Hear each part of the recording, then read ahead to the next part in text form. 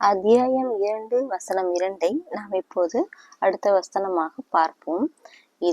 இதுவே புத்தகம், இதில் எத்தகைய சந்தேகமும் இல்லை, உள்ளச்சம் உடையோருக்கு நேர் வழி காட்டியாகும். நாம் பார்ப்போம், அடுத்த வசனத்தை பார்ப்போம்.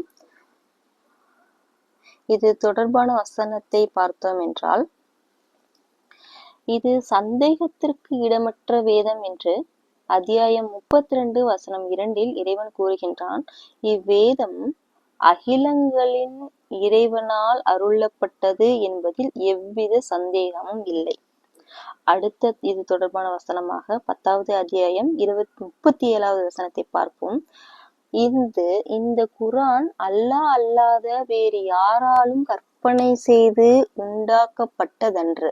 அகிலங்களில் இறைவனிடமிருந்து வந்த இதில் எந்தவித சந்தேகமும் இல்லை என்று இந்த 10வது அத்தியாயம் 37வது வசனம் நமக்கு கூறுகின்றது. அடுத்து நேர்வழி காட்டி என்பது நான் சொன்ன அத்தியாயம் 17 வசனம் 9 நிச்சயமாக இந்த குர்ஆன் மிக நேரான வழியை காட்டுகிறது என்றும், அடுத்து இதில் எந்தவித சந்தேகமும் இல்லை, இதுவே புத்தகம், இந்த ஒரு புத்தகம் ஒன்றே நாம் வாழ்நாளில் போதுமானது. இந்த புத்தகத்தை படித்து நாம் இதை கடைபிடிப்பது என்றால் அவ்வளவு சாதாரணமான விஷயம் கிடையாது. இது நிச்சயமாக 5 வருடங்கள் அல்லது 10 வருடங்கள் அல்லது 15 வருடங்களாவது ஆகும். அதாவது இதில் உள்ளச்சம் என்று இறைவன் என்ன கூற விரும்புகின்றான் என்றால், உள்ளச்சம் என்பது மனசாட்சிக்கு அஞ்சுதல் அதாவது என்பதை நாம் அன்றாட வாழ்வில் பின்வரும் உதாரணங்களை கொண்டு நாம் புரிந்து கொள்ளலாம். ஃபார் எக்ஸாம்பிள், ஒரு கடையில் சிசிடிவி கேமரா அல்லது கடைக்காரரோ இல்லாத போது எடுத்த பொருளுக்குரிய பணத்தை மேசையின் சரியாக வைத்துவிட்டு செல்வது. 2வது சமூக பொறுப்பு என்று பார்த்தால், நள்ளிரவில் வீதி காலியாக இருந்தாலும் சிக்னல் சிவப்பு விளக்காக இருக்கும்போது சட்டத்தை மதிப்பு வாகனத்தை நிறுத்துவது. இப்போது ரகசிய காப்பு பார்த்தால், எவரும் பார்க்காத தனிமையிலும் ஒருவரின் தனிப்பட்ட ரகசியங்களை அல்லது பொது சொத்துக்களை சேதப்படுத்தாமல் பாதுகாப்பது.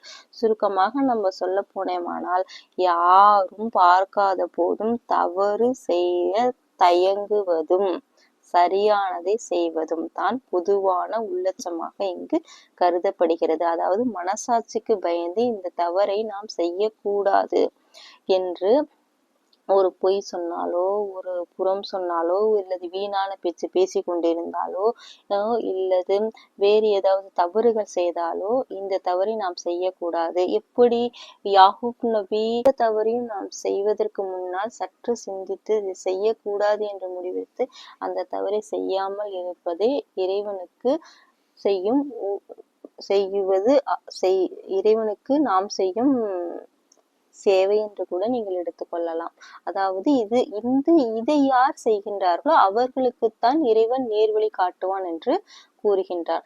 இதில் 2வது அத்தியாயம் 21வது வசனத்தை பார்த்தோமானால், யார் அல்லாஹ்வையே, அதாவது யார் மனிதர்களே, உங்களையும் உங்கள் முன்னோரையும் படைத்த உங்கள் இறைவனையே அழையுங்கள், நீங்கள் உள்ளச்சம் உடையவராகலாம் என்று சொல்கிறது. அதாவது எப்போது நாம் இறைவனை அழைக்கின்றோம், எப்பொழுதும் நாம் இறைவனை அழைத்தால் நாம் என்ன நினைப்போம், இறைவனையே நாம் அழைக்கின்றோம். இறைவன் எல்லா பொருட்களிலும் ஆட்சி உடையவன், அதாவது திருப்பொன்னாளின் அதிபதியும் அவர்தான்.